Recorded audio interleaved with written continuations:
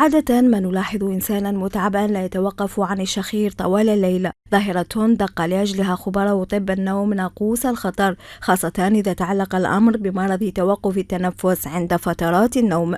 بينما هذا التوقف التنفس لابوز يتعاود بزاف كثير من المرات خلال الليلة، هذاك ممكن يشكل خطر على حالة المريض. أعراض اختناق التنفس أثناء النوم حينما يكون الشخير كل يوم وكل ليلة دون انقطاع التنفس أثناء النوم، والنعاس اللي يكون بزيادة في النهار.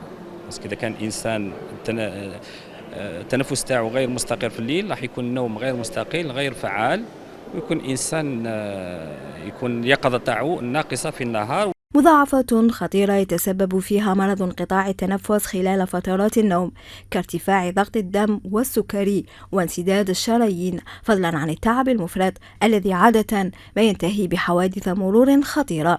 كثرة النعاس وتسبب بعض الإصابات حوادث المرور، في بعض الحالات قد يؤدي إلى كيش يقولوا الوفاة بفجأة لمور سوبيت. جينيرالمون هاد الناس سورتو اذا كانوا عندهم دي فاكتور دو ريسك كارديوفاسكولار، واحد من هذو الاربعه اللي هضرت عليهم يوم الصباح عيان بزاف، نروحوا نديروا وحده يعني اون تكنيك سا سابيل لابليو سومنوغرافي، يعني يسجلوا له التنفس خلال الليله ويشوفوا شحال مره دار هذا لي بوست توقف على التنفس في الليل. زيارة طبيب في مثل هذه الحالات تعد من أهم نصائح أهل الاختصاص لتفادي ما لا يحمد عقباه، بعدما ربط الأطباء موت الفجأة ليلا بهذه الظاهرة.